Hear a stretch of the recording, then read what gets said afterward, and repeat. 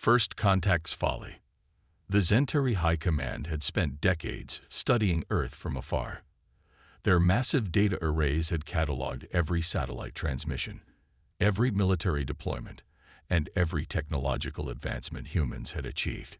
Yet somehow, they had missed the most crucial detail of all. Initiate First Contact Protocol. Supreme Commander Vexdar announced, his crystalline exoskeleton catching the light of 3 holographic displays. The displays showed various angles of the Titan Research Station, humanity's most advanced deep space facility, hovering in high Earth orbit. These humans have developed faster than light theory, but lack practical application. Their technology is primitive. His second-in-command, strategic analyst Zara 7, flicked through countless data streams with her neural interface. Confirmed, Supreme Commander. Their most advanced AI systems are barely sentient, their energy generation relies on nuclear fission, and their space force consists of— She paused, mandibles clicking in what passed for amusement among her kind— chemical rockets. The Zentari battle fleet decloaked around the research station, 12 ships of gleaming biometallic alloy arranged in perfect geometric formation. Their arrival was calculated to inspire awe and submission, the standard approach that had worked on 17 other civilizations. Inside the Titan Research Station, Dr. Elena Santos was having a very unusual cup of coffee. The quantum physics researcher had been reviewing data from their latest antimatter containment experiment when her coffee mug started vibrating. Then the entire station's gravity shifted slightly. "Hey, did anyone else feel that?" She called out to her colleagues in the break room. Before anyone could answer, every screen in the station lit up with the same image. An alien face that looked like a cross between a praying mantis and a living crystal. "People of Earth," the face began, "I am Supreme Commander Vexdar of the Zentari Empire. Your species has been deemed worthy of evaluation for potential membership in our collective. Submit to our authority, and we shall guide your evolution." Dr. Santos took another sip of her coffee, her mind already racing through calculations and possibilities. The coffee machine behind her, a sophisticated piece of equipment that used precisely controlled pressure and temperature to extract the perfect espresso, caught her attention. "Hey, Marcus," she called to the station's engineer, who was staring open-mouthed at the alien transmission. "Remember how we modified the coffee machine's pressure system last week? I have an idea." While the Zentari waited for Earth's response, something unexpected happened.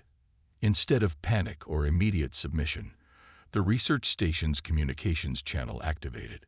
A human female appeared on Vexdar's screen, looking remarkably calm while holding some kind of drinking container. "This is Dr. Elena Santos of the Titan Research Station," she said, taking another sip from her cup. "While we appreciate your offer, I should probably warn you about something. You see, we humans have this interesting habit. When someone tells us to submit," she smiled, "we tend to get creative." The next few minutes would be studied in military academies across the galaxy for centuries to come. The station's coffee machine, modified with parts from the antimatter containment system, was turned into an improvised gravity pulse generator. The station's defensive shields, which the Zentari had dismissed as primitive, suddenly exhibited properties that defied their sensors. "Impossible," Zara 7 whispered as her data streams showed the humans combining technologies in ways that violated several laws of physics. "They're using their waste recycling system as a particle accelerator. They've turned their communications array into some kind of quantum field generator. Supreme Commander, they're innovating," Vexdar finished, his crystalline form dimming slightly in what might have been concern.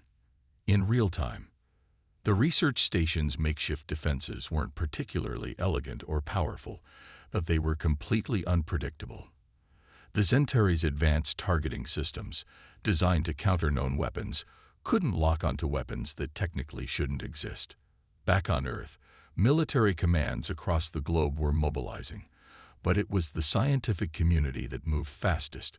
Within minutes of the alien transmission, research facilities worldwide began uploading their data to a hastily created open-source database. Quantum physicists collaborated with garage inventors, aerospace engineers traded notes with video game designers, and artificial intelligence researchers worked alongside science fiction authors. Dr. Santos's voice came through the command channel again, still remarkably calm. "Commander Vexstar, I should mention that we've just uploaded our sensor data of your ships to what we call the Internet.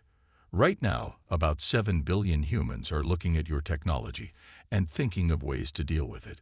You might want to check your shield's frequency modulation. Someone in Singapore just posted an interesting theory about your hull resonance." As if on cue, one of the Centauri ships reported shield fluctuations. Somewhere on Earth, a teenager had adapted their physics homework into a working hypothesis about alien shield frequencies. Vexstar, for the first time in his long military career, felt uncertainty creep into his tactical calculations.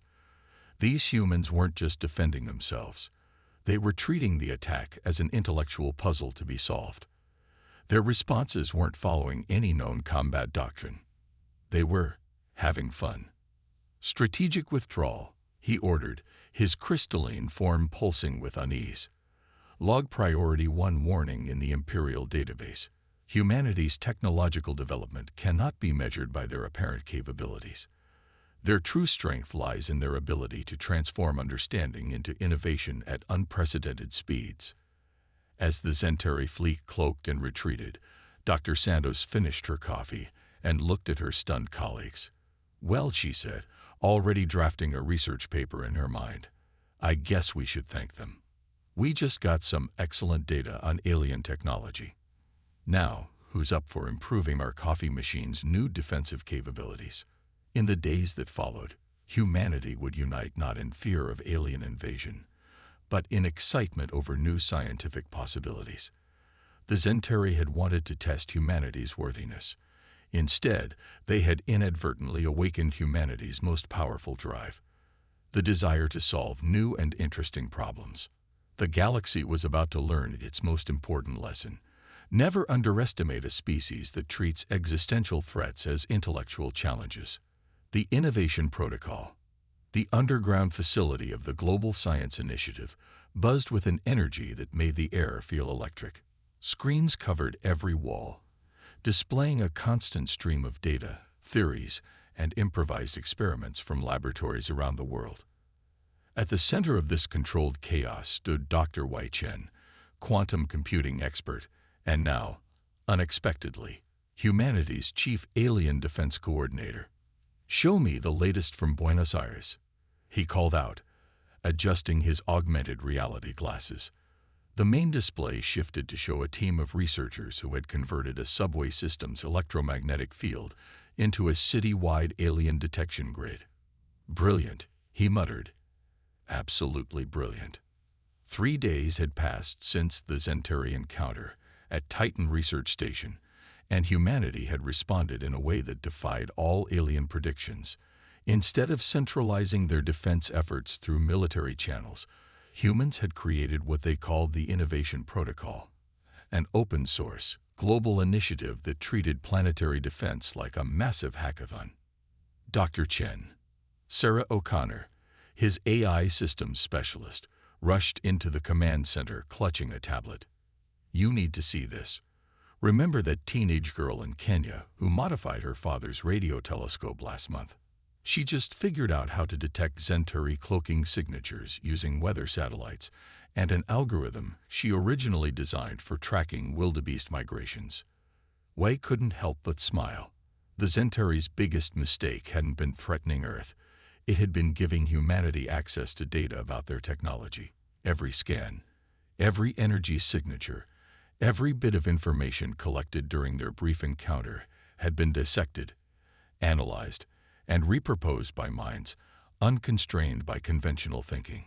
"Update from Dr. Santos at Titan Station," announced the facility's AI assistant.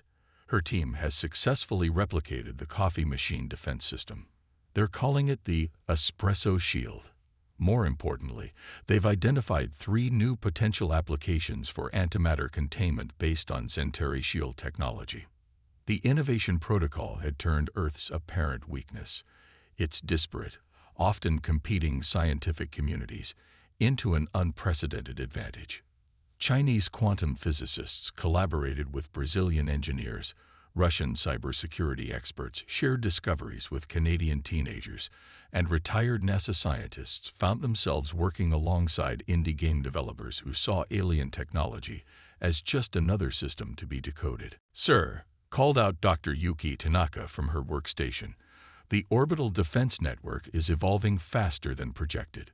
The swarm of modified communications satellites is now capable of generating what we're calling probability fields, zones where Zentari targeting systems have a statistically impossible chance of achieving lock." Wei walked over to her station, studying the elegant mathematics behind the defense system. It was beautiful in its improvisation, combining Earth's primitive technology with theoretical physics in ways that shouldn't work, but did. "How did you solve the power distribution problem?" he asked. Yuki grinned. "We didn't. A group of high school students in Stockholm did. They were trying to optimize their online gaming network and accidentally created a new type of quantum entanglement. We just scaled it up." The facility's alert system suddenly pulsed, drawing everyone's attention to the main screen. The orbital sensors, now significantly more advanced than they had been just days ago, had detected something at the edge of the solar system. "Multiple signatures," Sarah reported, her fingers dancing across her holographic interface. "Matching Zentari energy patterns, but different. Larger fleet this time. They're trying to mask their approach using Jupiter's magnetic field." We nodded, surprisingly calm. "They're learning." "Good. So are we." He opened a global channel to all Innovation Protocol participants. "Ladies and gentlemen, our friends are back, and they've brought reinforcements. They're expecting to find the same Earth they encountered 3 days ago. Let's show them how fast humans can evolve." Across the planet, the response was immediate and enthusiastic. Universities redirected their particle accelerators, tech companies reprogrammed their satellite networks, and thousands of amateur scientists began adapting their home experiments to support the defense effort. Social media platforms, which the Zentari had dismissed as primitive communication tools, became real-time collaboration networks for scientific breakthrough. In orbit, Dr. Santos and her team had transformed the Titan research station into humanity's first true space defense platform. The coffee machine that had sparked their initial innovation was now the prototype for a new class of defensive systems that violated several laws of physics, laws that, as it turned out, were more like guidelines when you approached them with human creativity. "Incoming transmission," the facility's AI announced. "Dr. Chen, they're broadcasting on all frequencies." The familiar crystalline face of Supreme Commander Vexdar appeared on the main screen, but something was different. The confident condescension was gone, replaced by what might have been concern. "Attention Earth scientists," he began, his voice carrying an unfamiliar note of uncertainty. "Our scans indicate you have significantly modified your defensive capabilities. In the interest of preventing unnecessary conflict, we propose." He never finished the sentence. At that moment, Earth's newly established defense grid activated, combining thousands of improvised innovations into a planetary shield that made the laws of physics cry. The Zentari fleet's advanced sensors, trying to analyze the impossible network of jury-rigged human technology and theoretical science, experienced what could only be described as a technological anxiety attack. "Sir," Sarah said, trying to suppress a laugh, "I think we just gave their AI systems an existential crisis." Wei watched as the Zentari fleet's formation wavered, their perfect geometric pattern disrupted by the chaotic brilliance of human innovation. "Send them a message," he said. "Tell them we're happy to discuss peaceful cooperation. But first, they need to understand something about humans. We don't just adapt to challenges. We rewrite the rules of what's possible." The Innovation Protocol had done more than create a planetary defense system. It had proven that humanity's greatest strength wasn't their technology. It was their ability to reimagine what technology could be. Diplomatic shockwaves. The Grand Galactic Council chamber hadn't seen such chaos since the Proxima Rebellion 3 centuries ago. Representatives from over 200 spacefaring civilizations argued in a cacophony of translated voices, their various appendages gesturing at holographic displays of Earth's defense systems. Ambassador Sintal of the Archivists Collective, a being of pure energy contained within an ornate crystalline matrix, pulsed with frustration as they addressed the chamber. The data makes no sense. They combined a beverage dispensing unit with antimatter containment principles. They're using entertainment networks to coordinate planetary defense. Their civilian scientists are outperforming military tacticians with millennia of experience. In the center of the chamber, a holographic representation of Earth slowly rotated, now surrounded by a complex web of improvised defense systems that defied conventional analysis. The Zentari delegation sat in uncomfortable silence, their crystalline forms dimmed with embarrassment. The humans have achieved in days what most species require centuries to develop, announced Council Elder Mira Voss, her ancient form floating above the assembled representatives. But more concerning is how they achieved it. They're not following any known technological progression path. From their observation post near Saturn, the Aldebaran Science Directory watched Earth with growing fascination. Their sensors recorded humans rapidly adapting alien concepts into their existing technology, creating hybrid systems that shouldn't work but somehow did. Most fascinating, Chief Observer Carroll noted, their multiple eye stalks focused on different data streams simultaneously. They appear to treat technological limitations as suggestions rather than laws. When confronted with impossibility, they simply reimagine possibility. The Council chamber's attention shifted to an unexpected source, a transmission from Earth. Dr. Elena Santos, now serving as humanity's impromptu ambassador, appeared before them. She still held her ever-present coffee cup, which several species now recognized as the inspiration for a revolutionary defense system. Distinguished members of the galactic community, she began, taking a casual sip from her cup, we understand there's some concern about our recent technological developments. We'd like to address these concerns and perhaps suggest a different approach to our relationship. The chamber fell silent. Even the most ancient species present recognized something unusual in the human's demeanor. Not arrogance, but rather an almost childlike enthusiasm mixed with professional curiosity. You see, Elena continued, we've learned quite a bit from studying the Zentari technology. In fact, we've already started implementing some fascinating improvements. For instance, has anyone considered using quantum entanglement for faster-than-light communication? Our teenagers figured that out last Tuesday. We'd be happy to share the research data. The revelation sent shockwaves through the assembly. The Quantum Communications Guild, which had monopolized FTL communication for millennia, erupted in protest. Their representative, a being of pure mathematics, actually glitched trying to process how humans had casually solved a problem their civilization had struggled with for eons. This is exactly what we mean. Sintal pulsed dramatically. They're not just defending themselves. They're innovating beyond their technological level. It defies all known development models. From their section of the chamber, the Zentari Supreme Commander Vextar finally spoke.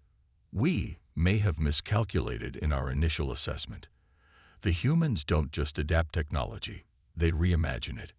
When we attempted to demonstrate our superiority, we instead gave them a blueprint for advancement. They treated our attack as a learning opportunity. The Council's Strategic Assessment Matrix, an AI system that had guided galactic policy for 10,000 years, suddenly requested permission to speak, an unprecedented event in itself. Analysis of human behavior indicates a unique characteristic, the matrix announced. While other species advance through careful, methodical progression, humans advance through intellectual leaps driven by necessity and curiosity. They do not follow the path. They create new ones. Traditional metrics for technological advancement cannot be accurately applied to their species. Elder Mira Voss raised all four of her arms for silence, The question before this council is clear. How do we approach a species that views our most advanced technology as a starting point for innovation rather than an endpoint to achieve? Dr. Santos cleared her throat. If I may suggest, why not try something new? Instead of evaluating us based on our current technology level, why not consider our potential for contribution? For instance, we've been looking at your standard chip designs. Our video game developers have some interesting ideas about improving their efficiency. The chamber erupted again, but this time the chaos was tinged with something new. Excitement. Several species were already calculating the potential benefits of collaboration with these unpredictable humans. The Aldebaran Science Directory had begun drafting research exchange proposals.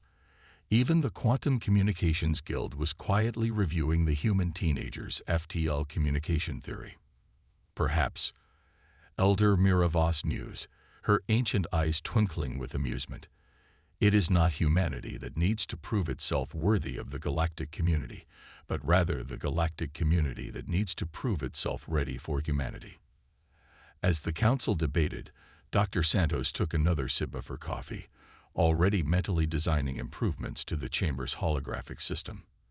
After all, from humanity's perspective, every new piece of alien technology wasn't just a marvel to admire. It was an invitation to innovate. The counter-strike. Admiral Sarah Chen, formerly professor of game theory at MIT, stood on the bridge of the Earth's first true starship, the ESS Innovation.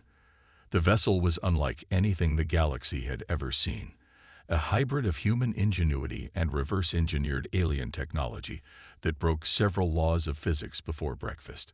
Status report on the Helios swarm, she commanded, watching as holographic displays showed hundreds of small autonomous craft surrounding her ship. Each one had started life as a communications satellite before being transformed by Earth's combined scientific creativity. Swarm is operating at peak efficiency, reported Lieutenant Jazz Rodriguez, her operations officer and former professional esports player.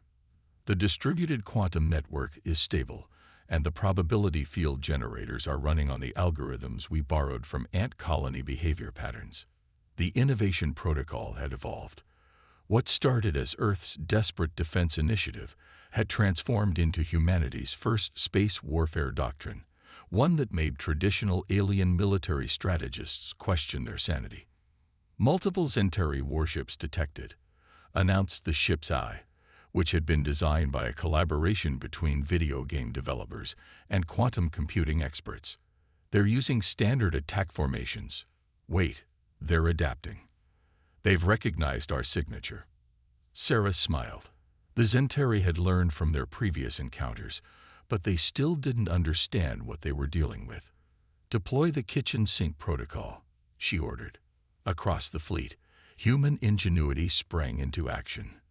The Helios swarm, inspired by how bees protect their hives, began generating overlapping fields of quantum uncertainty.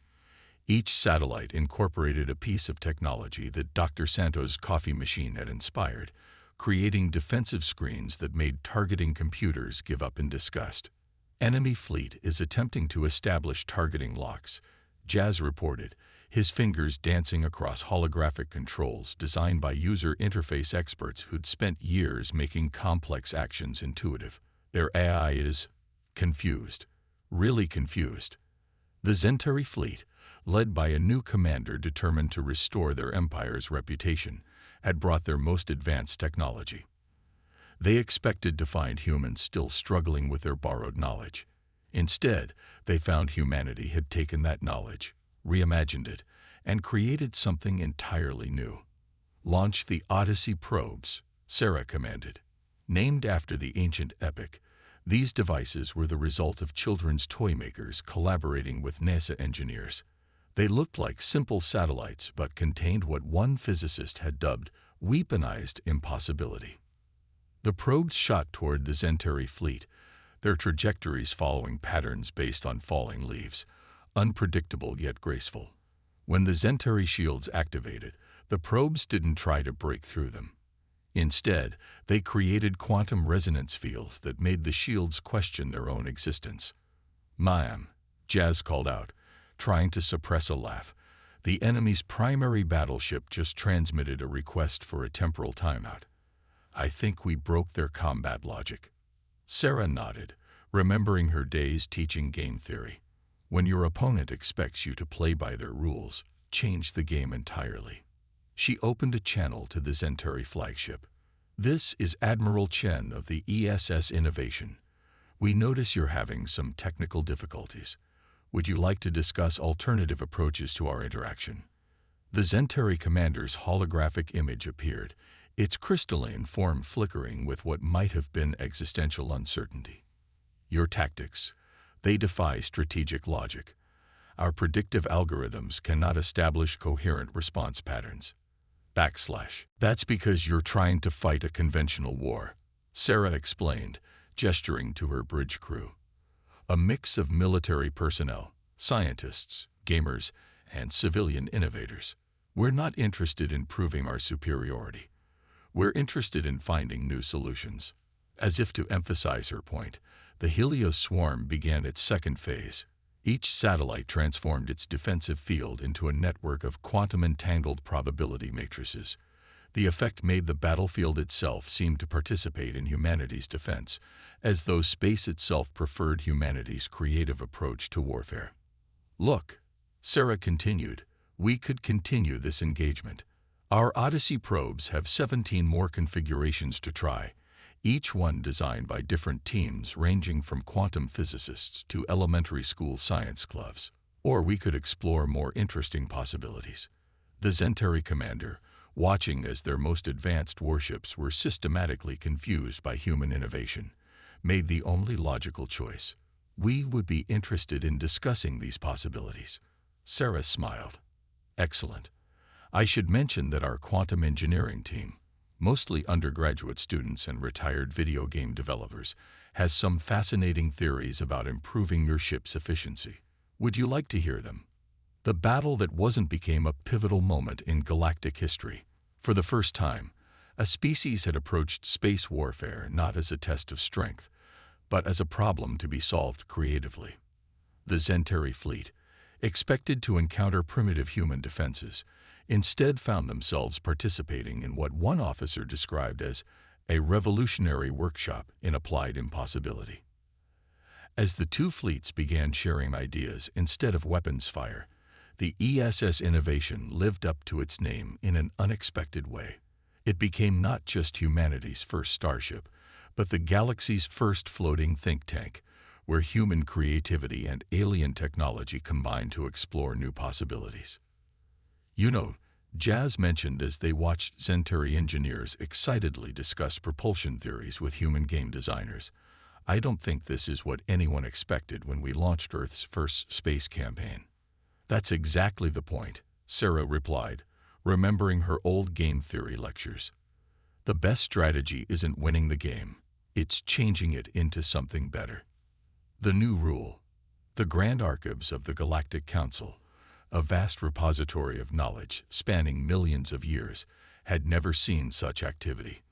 Archivists from 100 species scrambled to categorize and understand the flood of innovations that had emerged in the mere months since humanity's introduction to the galactic community.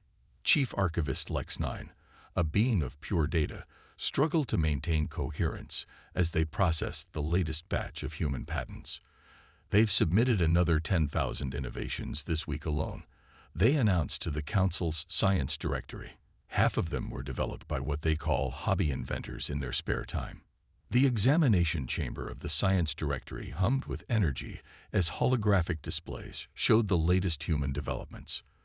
Dr. Elena Santos, now Earth's Chief Innovation Officer, stood calmly before the assembly, still holding her infamous coffee cup, now a recognized symbol across the galaxy. As you can see, she gestured to a complex diagram. By combining your quantum mechanics with our video game physics engines, we've discovered 17 new ways to manipulate space-time. The interesting ones came from a group of teenagers who were trying to mod their favorite game. The directory members, some of the most brilliant minds in the galaxy, exchanged glances. In the past 6 months, Humans had revolutionized fields that had been stagnant for millennia. They didn't just solve problems, they redefined them. "There's something we don't understand," admitted Director Valon, their photonic form flickering with curiosity. "Your species barely had faster-than-light theory when we met, yet you've advanced centuries in months. How?" Elena smiled, taking a sip from her cup. "You're looking at it wrong. We didn't advance. We reimagined. Every piece of technology you showed us wasn't an endpoint. It was a starting point for new possibilities." In Earth orbit, the Titan Research Station had grown into the galaxy's most prestigious innovation center. Scientists from across the cosmos came to study not just human technology, but human thinking. The station's motto, written in 50 languages, declared, "Impossible is just another problem to solve." Supreme Commander Vexdar, now serving as the Zentari ambassador to Earth, stood in the station's observation deck, watching teams of mixed species working together on projects that would have been considered impossible months ago. "We thought we were advanced because we had perfected existing technologies," he mused to Admiral Sarah Chen, who had joined him for what had become a weekly discussion of new possibilities. "Humans showed us that true advancement comes from imagining what could be, not mastering what is." Sarah nodded, remembering the early days of the innovation protocol. "You know what's funny? When you first appeared over that football field, everyone thought Earth was doomed because we were so far behind technologically. Turns out, not knowing something was impossible was our greatest advantage." Across the galaxy, a new phrase had entered common usage: the human approach. It meant solving problems by completely reimagining them. Species that had been locked in millennia-old conflicts found themselves working together on human-inspired projects, too excited by new possibilities to remember why they were fighting. In the Galactic Council chamber, Elder Miravos called for attention. The agenda today included a proposed amendment to the fundamental laws of galactic civilization. The motion, surprisingly submitted by the Zentari Empire, was simple yet profound. "Let it be known across all spaces and times," she read, her ancient voice carrying weight of history, "that the first rule of galactic civilization shall be, never provoke Earth, not because of their weapons, but because they will turn your own technology against you in ways you never imagined possible. And worse, they'll do it while teaching everyone else how." The motion passed unanimously, though several species noted that humans would probably take it as a challenge rather than a warning. Back on Earth, in a small classroom in Montana, a teacher stood before her students, pointing to a holographic display showing the known galaxy.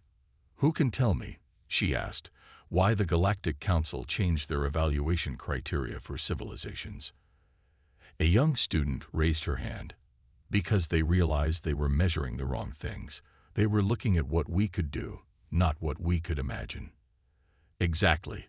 The teacher smiled, adjusting the ancient coffee machine that sat proudly next to advanced alien technology on her desk. "And that's humanity's gift to the galaxy. We taught them that the greatest technology isn't the most advanced. It's the most imaginative." In the years that followed, humanity's influence spread not through force or superior technology, but through an infectious way of thinking. Species that had prided themselves on their advanced technology found themselves eagerly attending seminars taught by human children. Galactic standardization gave way to creative experimentation. The original coffee machine from the Titan Research Station was eventually enshrined in the Grand Archives, displayed alongside the greatest innovations in galactic history.